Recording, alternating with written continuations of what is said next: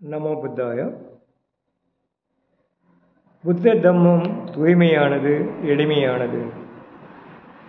புத்த தம்மம் pure and simple.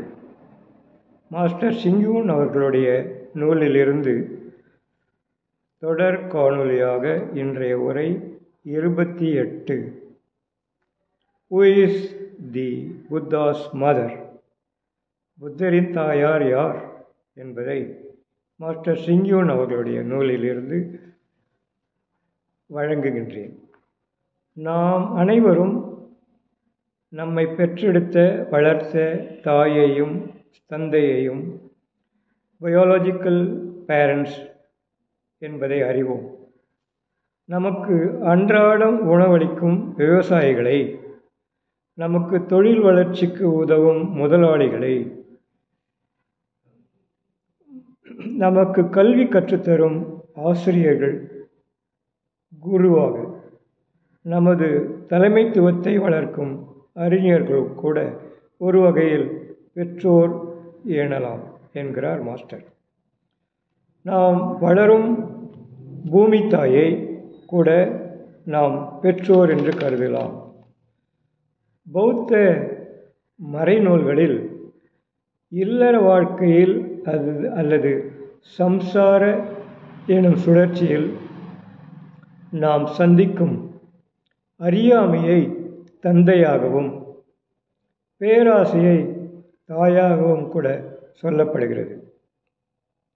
அதேபோல் புத்தரின் பெற்றோர் என்ற கேள்விக்கு, யார் என்ற கேள்விக்கு பதில் என்ன? புத்தரின் பெற்றோர் சித்தார்த்த கௌதமராக இருக்கும்போது வரலாற்றுப்படி அவரின் தாயார் அரசி மாயா, தந்தை மன்னர் சுத்தோதனர் என்பதை நாம் அறிவோம். ஆயினும் புத்தர் தம் சொந்த முயற்சியால் மெய்யறிவு, உயர்ஞானம் பெற்ற பிறகு அவரின் உடல் பெற்றோரால் பெறப்பட்டாலும் பிரதன்ய மெய்யறிவை பெற்று தீய எண்ணங்களை விலக்கி பேரறிவு போதித்தன்மையை அடைந்தார் என்று அறிகிறோம். அனைத்து மனிதரிலும் இயற்கையாகவே இந்த போதித்தன்மை உள்ளார்ந்த தன்மையாக அல்லது புத்தத்தன்மையாக பொதிந்துள்ளது. ஒருவரின் அசலான முகத்தில் உயர்வும் தாழ்வும், எழுச்சியும் வீழ்ச்சியும் கால நேரமின்றி ஒரு தன்னிலையாக தோன்றும். எல்லா உயிர்களிடத்திலும் ஒழுக்கமுடைமை, பிரதன்ய பேரறிவும் உணரப்படுகிறது. பகைமை அல்லது வெறுப்பு தோன்றும் போது பிரதன்ய பேரறிவே தணிக்கச் செய்கிறது. சோர்வடையாத சொற்கள், செயல்கள், விடாமுயற்சி பிரதன்ய மெய்யறிவாக அறியப்படுகிறது. தியானம் அல்லது தவம் கவன சிதறலை கட்டுப்படுத்தி மெய்யறிவுக்கு வழி செலுத்துகிறது. இவைகளே உயர் பேரறிவின் தன்மை அல்லது புத்தராகும் தன்மை என்று மாஸ்டர் சிங்யூன் அவர்கள் விளக்குகிறார்கள்.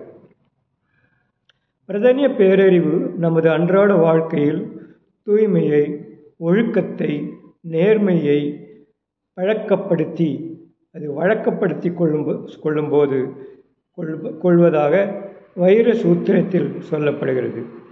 புத்தரின் உயர் பேரறிவு அவர் தனது ஆடையை சரி செய்து கொண்டு உணவு கலயத்தை எடுத்துக்கொண்டு அவர் ஸ்ராவஸ்தி நகரில் உணவு தானமேற்கும் செய்கையின் போது புத்தரின் தலை முதல் கால் வரை பிரதன்ய பேரறிவு ஒளிரும் என்று மாஸ்டர் கூறுகின்றார்கள்.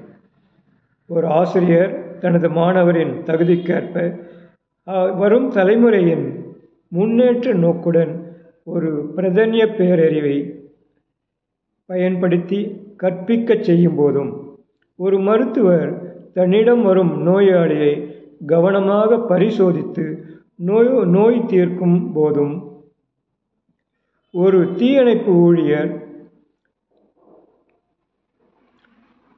தீ பற்றி எரியும் போது தீயை கவனமாக சேதமில்லாமல்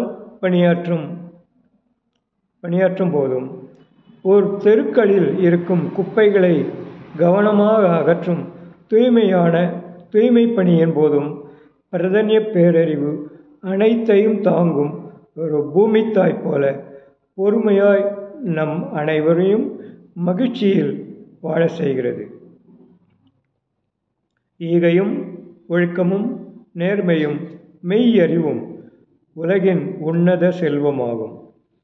ஈகை, ஒழுக்கம், நேர்மை, கருணையுடைமை எல்லா உயிர்களிடத்திலும் அன்பும் கருணையும் பெருகச் செய்யும். எனவே பிரதன்ய பேரறிவு புத்தரின் தாயாக சொல்லப்படுகிறது. புத்தர் ஆங்கிலத்தில், by doing deeds one has hands of prajna, by speaking good words one has speech of prajna, by looking at others compassionately one has eyes of prajna, by having skillful wisdom and an awakened mind one has a mind of prajna wisdom. Wherever prajna wisdom is found, it is a place worthy of honor. Therefore, a person who is able to experience, practice and share prajna wisdom with others is most honored one in this world. Thank you. அடுத்த பதிவில் சந்திப்போம். வணக்கம்.